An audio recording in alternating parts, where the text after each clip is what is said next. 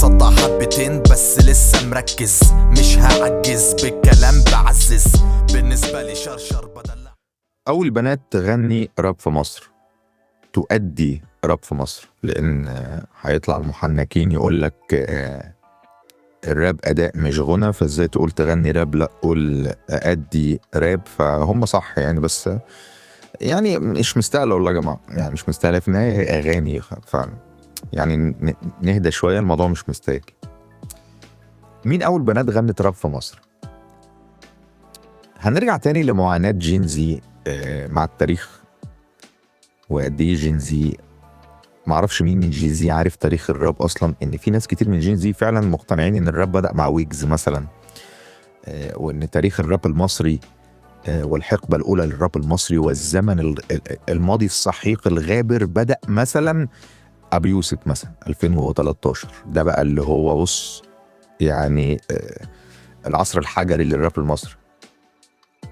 طبعا ده كلام فارغ، الراب المصري موجود من اواخر التسعينات، بدأ عندك الواي كرو، عندك وقتها كان في زيرو بويز، وكان في عندك مان اوف بارتس، وكان في وقتها موجود ستيف سي، كان في كريم راش بيقول انه هو كان موجود من وقتها على حسب كلامه. ام سي امين موجود من 2004 2005. بعد كده ظهر ايجر. في حقبه طويله من الراب، كانت الحقبه الاولى اللي هي الفيرست ويف اللي كانت من اواخر التسعينات لحد 2010. اغلب جين زي ما يعرفش ان ده حصل اصلا يعني. ما تقدرش تلومهم لسبب بسيط، ان الناس دي ما كانتش ميديا. يعني الناس دي هو لو راح يقلب في تاريخ الميديا، مش احنا ما فيش حد مضى. مين اللي مضى مع شركات؟ عندك MTM، عندك كريم نجيب، عندك Arabian Nights اللي بعد كده بقوا Arab League، ودي تجارب لم تكتمل يعني كان ألبوم وقلب، يعني فاهم ازاي؟ فالميديا لم تكن تعبأ بالنوع ده من المزيكا خالص. ولكن عشان ما نتفرعش، نرجع موضوعنا الأساسي. مين أول بنات قدمت راب في مصر؟ طبعا أنا بتكلم عن راب بمفهوم الراب، يعني هم كانوا بيسجلوا أغنية راب وعارفين إن دي أغنية راب، وعارفين إن اللي بيعملوا ده اسمه راب، والمزيكا دي مزيكا هيب هوب.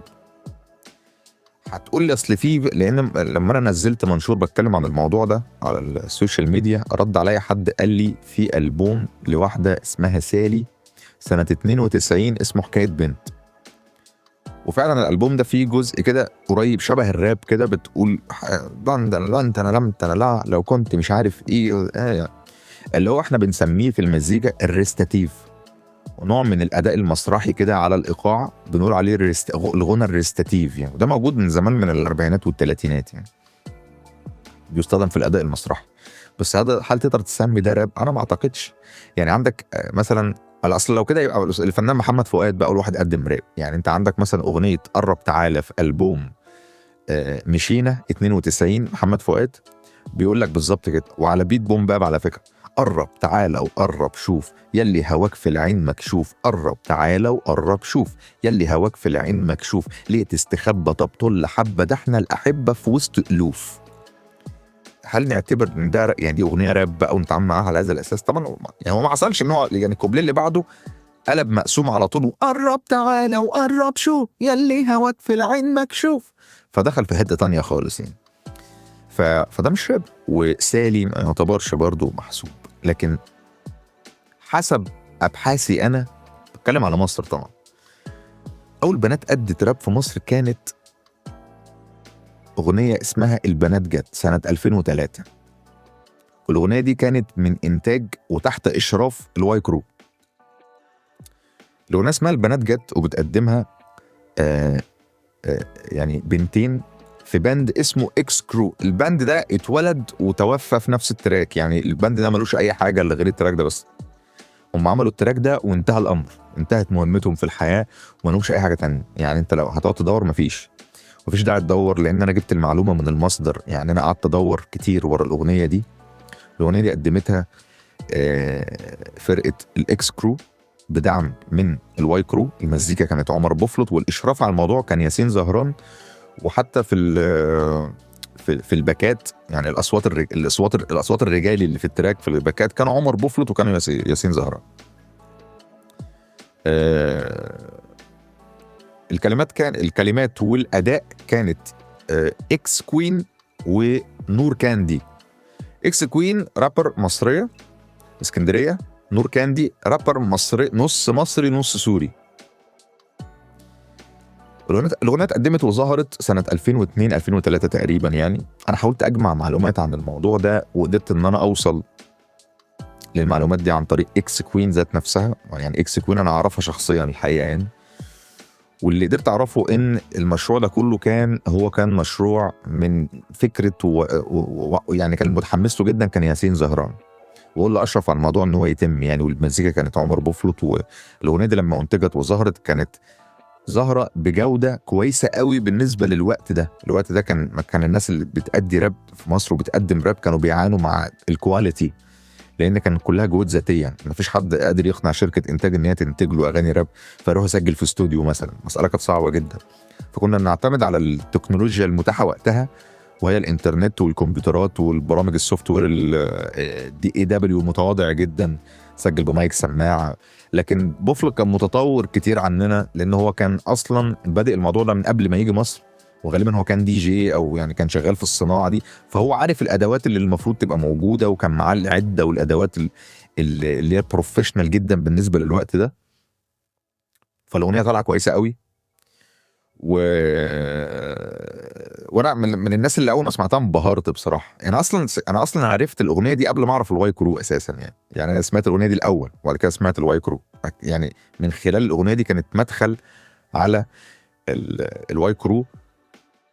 وانا بسمع الاغنيه دي كان بيجي لي تساؤلات غريبه. كان يعني مثلا من ضمن كلمات الاغنيه تقول لك احنا بنات مصريات بنقدم، يعني كان دايما بيتكلموا على قصه احنا بنات مصريات وبنغني راب اهو وبنقدم راب. وبعدين في وسط كلامها تقول لا انا مصريه كان بامكاني اغني يجي مش عارف ايه، تلاقي الكلام قلب سوري فما تفهمش. يعني كانت حاجه غريبه قوي مش فاهمها يعني انتوا بتتكلموا عن موضوع انتوا حرفيا بتعملوا تاريخ دلوقتي. يعني انتوا بتعملوا تاريخ ما حصلش. فيش راب بنات في مصر، فيش اصلا راب بنات في مصر، ما حصلتش.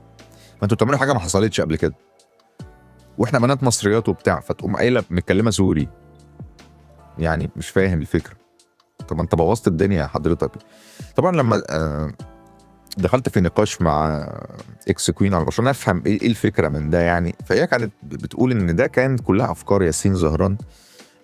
هو كان معجب جدا بفكره النص نص. يعني ايه؟ يعني هو نص مصري نص جزائري، عمر بوفلوت نص مصري نص فلبيني، نور كاندي نص مصريه نص سوري. وكان وقتها الموضوع ده كان بيلقى رواج وقتها. فكره ان انت مش مصري قوي دي كانت بتلقى رواج في الاوساط الفنيه، فكانت بالنسبه له دي محتاجين نبروزها اكتر. فهو بروزها على حساب فكره ان دول اول بنات يقدموا راب. انت بوظتها يعني. يعني انت بوظت الثوره اللي كانت المفروض تتعمل يعني. بغض النظر عن البند ده ما كملش، بس دي كانت نقطه مش منطقيه خالص الحقيقه. لان برضه انا سمعت نور كاندي غنت مع الواي كرو في تراك اسمه الفن الحديث، وبرضه هي بتراب المصري وفجاه تدي لك كلمتين سوري في النقطه. ما تفهمش يعني ما هو الكونسبت في الموضوع، ما تفهمش يعني. فاغنيه البنات جاء انا دورت كتير قوي في المزيكا المصري عشان انا كنت عايز اعرف مين اول بنات غنوا راب في مصر. انا ما لقيتش،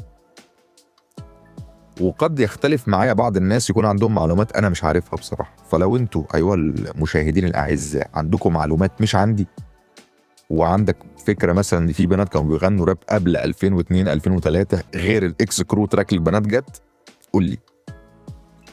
انا هسيب لكم لينك التراك ده في الديسكريبشن بتاع الفيديو. والحقيقه ان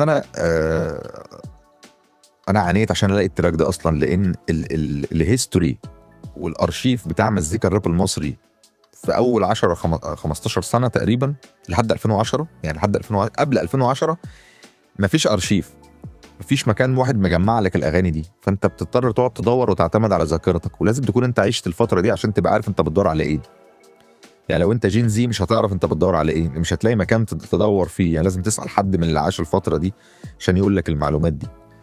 فانا قمت عامل بقى ايه، قناه على اليوتيوب مسميها او جي راب اي جي، ارشيف الراب المصري. فنزلت فيها تراكين دلوقتي، وبحاول ادور على التراكات اللي مش موجوده على اليوتيوب. يعني كل ما هلاقي حاجه مش موجوده على اليوتيوب هنزلها في القناه دي ممكن نبقى نتكلم عنها، ممكن تبقى ماتيريال في حلقات جايه، لان زي ما قلت لكم في الحلقات اللي فاتت وزي ما هقول في الحلقات الجايه، انا مهتم جدا جدا بارشفه الحقبه الاولى والموجه الاولى للراب المصري التي لم تؤرخ ولم تؤرشف، و nobody gives a damn about it يعني، فاهم؟ مفيش حد يعني بيتكلم عن المرحله دي ابدا، الا مشكورا طبعا ستيف سي لما قرر يعمل معايا حلقه في برنامجه من التاريخ على قناته. تابعوا قناه ستيف سي، بيعمل معايا لقاء برنامج من التاريخ. بنلقي الضوء بشده على الحقبه دي، وهنفضل نتكلم على المرحله دي لحد ما يبدا الناس اللي كانوا في المرحله دي يظهروا ويتكلموا هم كمان. يعني احنا محتاجين كلنا نطلع نتكلم يا جماعه، مش معقول انا بس يعني. فحسب معلوماتي وحسب اللي انا عشته، اغنيه البنات جت باند اكس كرو 2003 تقريبا، هم اول بنات غنوا راب في مصر حسب معلوماتي. اشوفكم الحلقه الجايه.